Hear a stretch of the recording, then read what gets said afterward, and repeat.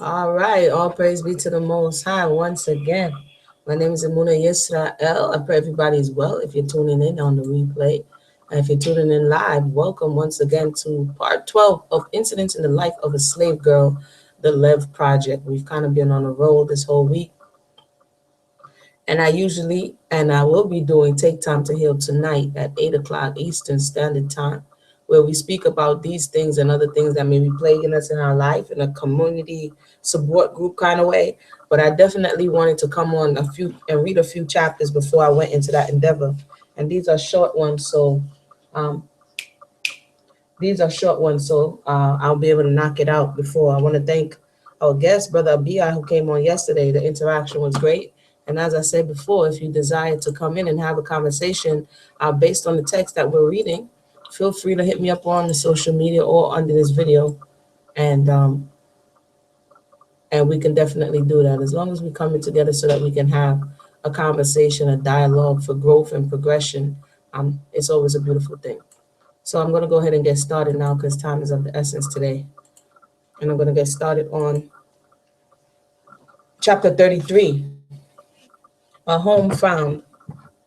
My greatest, chapter 33, A Home Found. My greatest anxiety now was to obtain employment. Oh, rewind. So she finally got to the north, almost 7 years of being locked up in her grandmother's attic. She finally had an opportunity to escape. They got there, they got to Philadelphia. She made her way to New York. She saw her daughter, and she wasn't in the best condition. And so now she wants to find a way of how she can earn a living so she can take care of her daughter. So that's where it starts. My greatest anxiety now was to obtain employment. My health was greatly improved, though my limbs continued to trouble me with swelling whenever I walked much. The greatest difficulty in my way was that those who employed strangers required a recommendation, and in my particular position, I could of course obtain no certificates from the families I had so faithfully served. Same thing, references.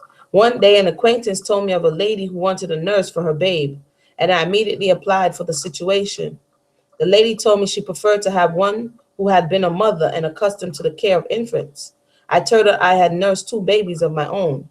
She asked me many questions, but to my great grief, did not require a recommendation from my great relief did not require a recommendation from my former employees or employers. She told me she was an Englishwoman, and that was a pleasant circumstance to me, but I had heard they had less prejudice against color than Americans entertained. It was agreed that we would try each other for a week. The trial proved satisfactory to both parties, and I was engaged for a month. The Heavenly Father had been most merciful to me in leading me to this place. Mrs. Bruce was a kind and gentle lady and proved a true and sympathizing friend. Before the stipulated month expired, the necessity of passing up and down stairs frequently caused my limbs to swell so painfully that I became unable to perform my duties.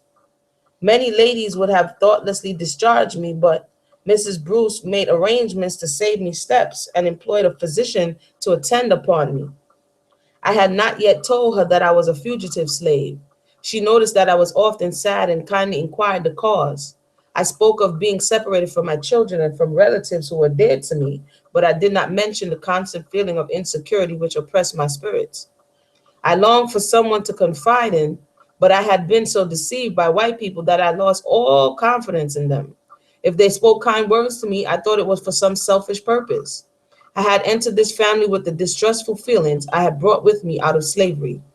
But ere 6 months had passed, and I found gentle deportment of Mrs. Bruce and the smiles of her lovely babe were thawing my chilled heart. My narrow mind also began to expand under the influences of her intelligent conversation and the opportunities for reading, which were gladly allowed me whenever I had leisure from my duties. I gradually became more energetic and more cheerful. The old feelings of insecurity, especially with regard to my children, often threw its dark shadow across my sunshine. Mrs. Bruce offered me a home for Ellen, but pleasant as it would have been, I did not dare to accept it for fear of offending the Hobbs family. Their knowledge of my precarious situation placed me in their power, and I felt that it was important for me to keep on the right side of them till, by dint of labor and economy, I could make a home for my children. I was far from feeling satisfied with Ellen's situation. She was not well cared for. She sometimes came to New York to visit me, but she generally brought a request from Mrs. Hobbs that I would buy her a pair of shoes or some article of clothing. This was accompanied by a promise of payment when Mr. Hobbs' salary at the custom house became due, but somehow or other the payday never came. Thus, my dollars of many earning were expended to keep my child comfortably clothed. That, however, was a slight trouble compared with the fear that their pecuniary embarrassments might induce them to sell my precious young daughter. I knew they were in constant communication with Southerners and had frequent opportunities to do it. I had stated that when Dr. Flint put Ellen in jail at 2 years old, she had an inflammation of the eyes occasioned by measles. This disease still troubled her, and kind Mrs. Bruce proposed that she should come to New York in a while to be under the care of Dr. Elliott, a well-known oculist. It did not occur to me that there was anything improper in a mother's making such a request, but Mrs. Hobbs was very angry and refused to let her go. Situated as I was, it was not polite to insist upon it. I made no complaint, but I longed to be entirely free to act a mother's past towards my children. The next time I went over to Brooklyn, Mrs. Hobbs, as if to apologize for her anger, told me she had employed her own physician to attend Ellen's eyes and that she had refused my request. Yeah, right. Because she had not considered it safe to trust her in New York. I accepted the explanation in silence, but she had told me that my child belonged to her daughter, and I suspected that her real motive was fear of my conveying her property away from her. Perhaps I did her injustice by my knowledge of Southerners made it difficult for me to feel otherwise. Sweet and bitter were mixed up in the cup of my life, and I was thankful that it had ceased to be entirely bitter. I loved Mrs. Bruce Babe when it laughed and crowded in my face and twined its little tender arms confidingly about my neck. It made me think of the time when Benny and Ellen were babies, and my wounded heart was soothed. One bright morning, as I stood at the window tossing baby in my arms, my attention was attracted by a young man in a sailor's dress who was closely observed every house as he passed. I looked at him earnestly. Could it be my brother William? It must be he, and yet how changed. I placed the baby safely, flew downstairs, opened the front door, beckoned to the sailor. In less than a minute, I was clasped in my brother's arms. How much we had to tell each other, how we laughed, how we cried over each other's adventures. I took him to Brooklyn again and again saw him with Ellen and the dear child whom he had loved and tended so carefully while I was shut up in my miserable den. He stayed in New York a week. His old feelings of affection for me and Ellen were as lively as ever. There are no bonds so strong as those which are formed by suffering together. That's deep that she wrote that. There are no bonds so strong as those which are formed by suffering together. That's interesting. It's always, there was a book I was telling some other brothers and sisters about it, and you get some comments like, oh, that's pseudo, this, that, and that. But what she just said, author brought it out in a book called Trauma Bonding that speaks about the bonding that one experiences when they go through trauma together. This is what she just said. This is 1861. So truth transcends time. Truth really is not, truth is truth. Whether it's a man, a woman, a boy, a girl, black, white, green, yellow, whatever the case may be, truth is truth. And sometimes we can't separate it because we have our prejudices and differences, you know. So I just think that was interesting. I highlighted it before, but this is interesting that she states this at the end of the chapter, that, you know, people who suffer together, even if it's it's suffering. So even if sometimes people may feel like, oh, I'm in a relationship with this person and I really love. No, it might be some traumatic experience that you had that is bonding you to the individual. And even though you are miserable, you find some kind of relief or familiarity and keep revisiting them. And as she said that, not only was she bonded to her brother, this is part of the thing that contributes to why, quote unquote, Black people of the diaspora cannot totally separate as of yet until they acknowledge what she just said. There's a bond that quote unquote Black people have with Europeans, because as we are reading in this book, they were in close quarters with them. Now she's bonding with the European's child. You understand what I'm saying? And so it's very muddied and mixed up, and just actually coming to terms that there is some level of a bond. This is why you would more prefer what a European says over your brother or your sister. It's more of an authority coming from them. This is all coming from the stuff that we're reading about. These are some of the after effects. So that's deep that she said that right there, because there's more information that we can explore on that topic and begin to break it down. So I'm gonna go ahead to 34. The old enemy again. My young mistress, Miss Emily Flint, did not return any answer. And for those who just joined us, I know some people might miss me. I've been doing it at 9 o'clock. Like I said, we had an early thing today, and I wanted to make sure that I get in some chapters. So some people may be missing me, like, oh man, she went early today. My apologize. My apologies if we missed you. And hopefully the next time we'll all be together once again. 1 second, please. 1 second.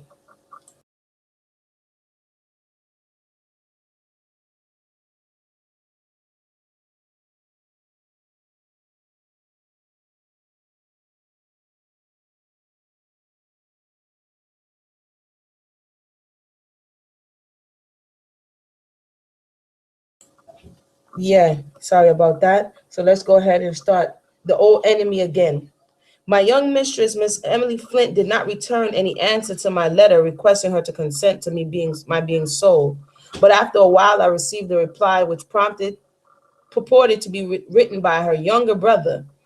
In order rightly to enjoin the context of this letter, the reader must bear in mind that the Flint family supposed I had been the North many years. They had no idea that I knew of the doctor's 3 excursions to New York in search of me, and that I had heard his voice when he came to borrow $500 for that purpose, and that I had seen him pass on his way to the steamboat.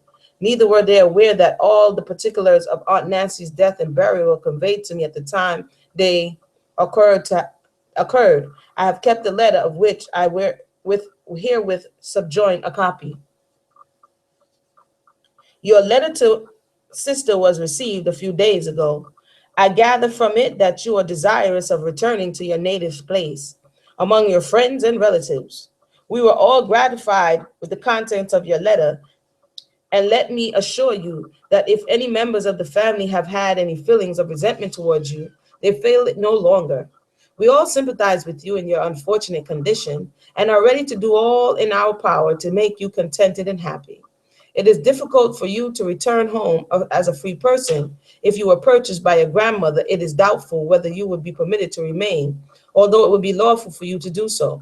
If a servant should be allowed to purchase herself after absenting herself so long from her owners and return free, it would have injurious effects. From your letter, I think your situation must be hard and uncomfortable. Come home. You have it in your power to be reinstated in our affections. We would receive you with open arms and tears of joy. You need not apprehend any unkind treatment, as we have not put ourselves into any trouble or expense to you. Had we done so, perhaps we would feel otherwise. You know, my sister was always attached to you, and that you were never treated as a slave. You were never put to hard work, nor exposed to field labor. Like, they're telling her the story like she wasn't there. That's funny. On the contrary, you were taken into the house and treated as one of us and almost as free. And we at least felt that you are above disgracing yourself by running away. You hear the verbiage, the reverse psychology is deep in this letter. For those who just joined us live, thank you so much. We are on chapter 34, and this she's reading, recounting a letter that the Flint sent to her, trying to convince her of what she knows oh so well, but that's a part of them thinking that you're just that slow. They said, you were never put to hard work nor exposed to field labor. On the contrary, you were taken into the house and treated as one of us, and almost as free. And we at least felt that you were above disgracing yourself by running away. Believing you may be induced to come home voluntarily has induced me to write for my sister. The family will be rejoiced to see you, and your poor old grandmother expressed a great desire to have you come when she heard your letter read. In her old age, she needs the consolation of having her children round her. Doubtless you have heard of the death of your aunt. She was a faithful servant and a faithful member of the Episcopal Church. In her Christian life, she taught us how to live. And oh, too high the price of knowledge, she taught us how to die. Could you have seen us round her deathbed, with her mother all mingled our tears in one common stream? You would have thought the same heartfelt tie existed between a master and his servant as between a mother and her child. But this subject is too painful to dwell upon. I must bring my letter to a close. If you are contented to stay away from your old grandmother, your children, and the friends who love you, stay where you are. We shall never trouble ourselves to apprehend you. But should you prefer to come home, we will do all that we have can to make you happy. If you do not wish to remain in the family, I know that Father, by our persuasion, will be induced to let you be purchased by any person you may choose in our community. You will never please, you will please answer this as soon as possible and let us know your decision. Sister sends much love to you. In the meantime, believe me, your sincere friend and well-wisher. Yeah, okay.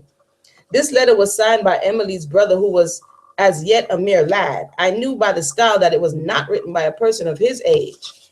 And though the writing was disguised, I had been made too unhappy by it in former years not to recognize at once the hand of Dr. Flint. Oh, the hypocrisy of slaveholders. Did the old fox suppose I was goose enough to go into such a trap? Verily, he relied too much on the stupidity of the African race, quote unquote. Okay. I did not return the family of Flint any thanks for their cordial invitation, a remissness for which I was no doubt charged with base ingratitude. Give me one moment and I'll be right back. We're in the middle of chapter 30.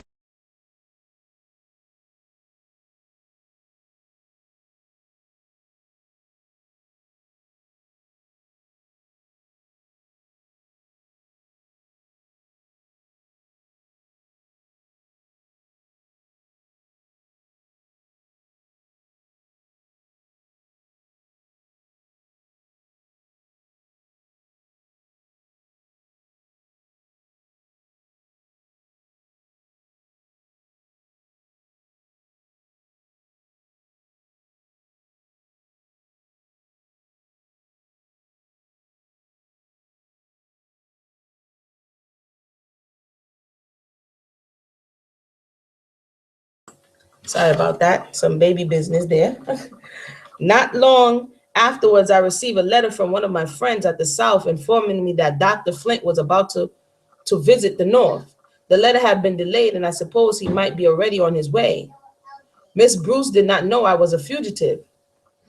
I told her that important business called me to Boston, where my brother then was, and asked permission to bring a friend to supply my place as a nurse for a fortnight. I started on my journey immediately, and as soon as I arrived, I wrote my grandmother that if Benny came, he must be sent to Boston. I knew she was only waiting for a good chance to send him north, and fortunately, she had the legal power to do so without asking leave of anybody. She was a free woman, and when my children were purchased, Mr. Sands preferred to have the bill of sale drawn up in her name. It was conjectured that he advanced the money, but it was not known. At the South, a gentleman may have a shoal of colored children without any disgrace.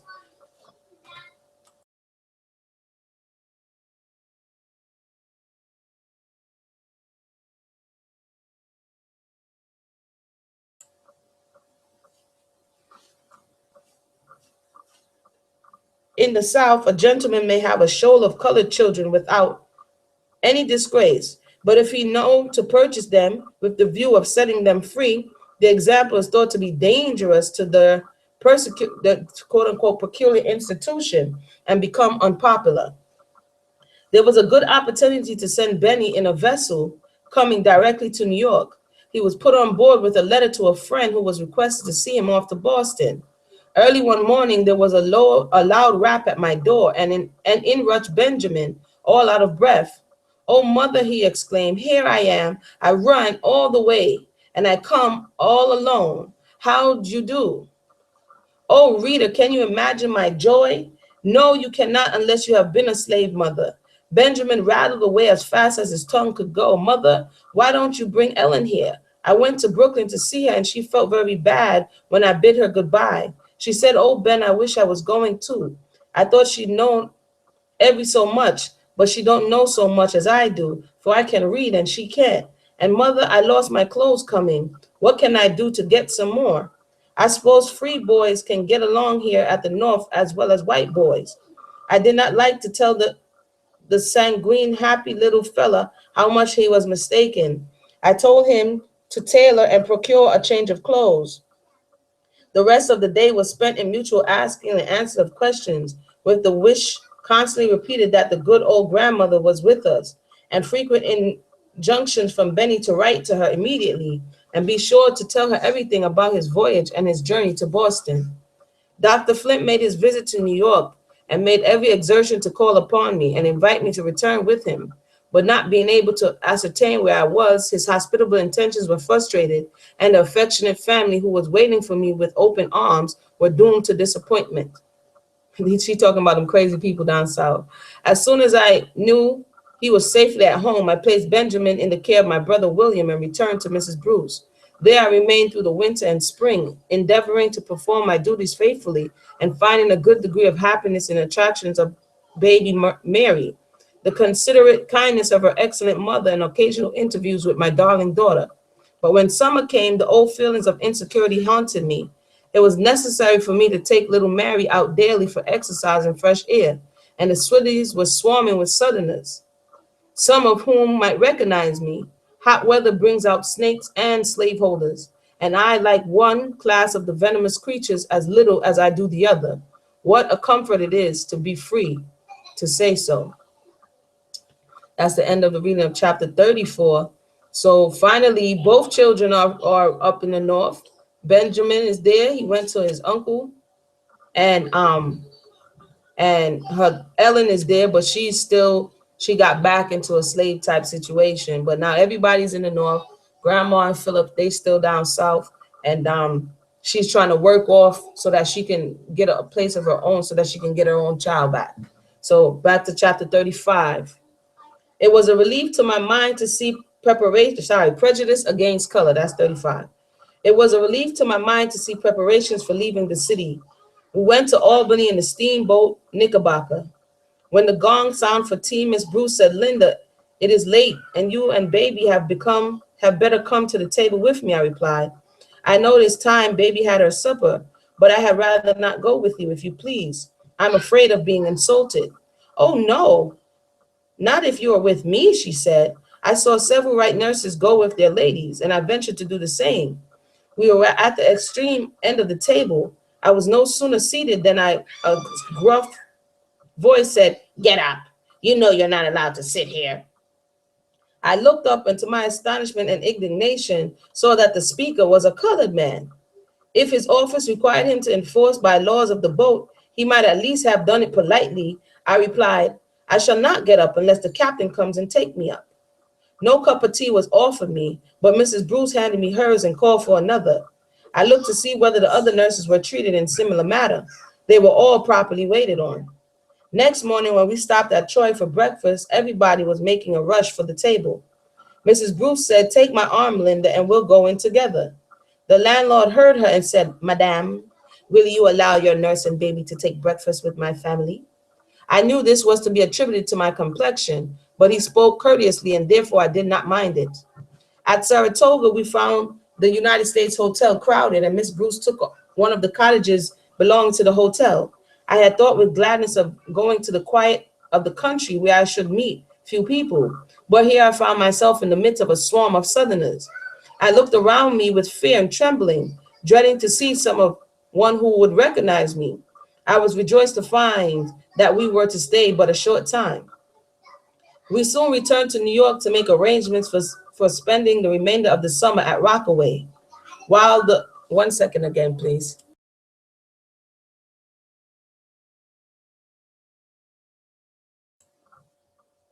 While the laundress was putting the clothes in order, I took an opportunity to go over to Brooklyn to see Ellen. I met her going to the grocery store, and the first words she said were, "Oh, mother, don't go to Mrs. Hobbs. Her brother, Mr. Thorne, has come from the South, and maybe he'll tell where you are." I accepted the warning. I told her I was going away with Mrs. Bruce the next day and would try to see her when I came back. Being in servitude to the Anglo-Saxon race, I was not put into Jim Crow car on our way to Rockaway. Neither was I invited to ride streets of the town. Sorry, neither was I invited to ride through the streets on the top of trunks in a truck. But everywhere I found the same manifestation of that cruel prejudice, which so discourages the feelings and represses the energies of colored people. We reached Rockaway before dark and put up at the Pavilion, a large hotel beautifully situated by the seaside, a great resort of fashionable world. 30 or 40 nurses were there and of great variety of nations. Some of the ladies had colored waiting maids and coachmen, but I was the only nurse tinged with the blood of Africa. Why should I say tinged? Like, you know. When the tea bell rang, I took little Mary and followed the other nurses. Supper was served in a long hall. A young woman who had the orders of things took the circuit of the table 2 or 3 times and finally pointed to me at a seat of the lower end of it, as there was but one chair. I sat down and took the child in my lap, whereupon the young man came to me and said, in the blandest manner possible, "Will you please to seat the little girl in the chair and stand behind it and feed her?" Yo, they wanted her to stand up and feed the child from the, well, okay. After they had done, after they have done, you will be shown to the kitchen where you will have a good supper. This was the climax. I found it hard to preserve my self-control when I looked round and saw women who were nurses as I was, and only one shade lighter in complexion, eyeing me with a defiant look as if my presence was a contamination. However, I said nothing. I quietly took the child in my arms, went to our room, and refused to go to the table again. Mrs. Bruce ordered meals to be sent to the room for little Mary and I. This answered for a few days, but the waiters of the establishment were white, and they soon began to complain, saying they were not hired to wait on Negroes. The landlord requested Mr. Bruce to be sent down to my meals because his servant rebelled against bringing them up, and the colored servants of the boarders were dissatisfied because all were not treated alike. My answer was that the colored servants ought to be dissatisfied with themselves for not having too much self-respect to submit to such treatment, that there was no difference in the price of board for colored and white servants, and there were no justification for difference of treatment. I stayed a month after this, and finding I was resolved to stand up for my rights, they concluded to treat me well. Let every colored man and woman do this, and eventually we shall cease to be trampled underfoot by our oppressors. So she's experiencing the prejudice of the North. So you may not be in physical chains, but you're now in social chains of the prejudice and the indifference because you are, quote, of color. So that is the end of the reading for today. Like I said, I'm sorry, I usually do it at 9 o'clock. That has been the theme thus far, but I had to do it earlier today because I have a prior engagement at 8 o'clock. So I want to thank those for joining us live. If you missed the first part, definitely tune in. And most I willing, tomorrow we'll be back to read 36. We're almost at the end of the book, truthfully. So I didn't want to misstep with just, reading a little bit at a time. Probably like another 2 days and we'll be done with the entire book. We got less than 20 pages to go.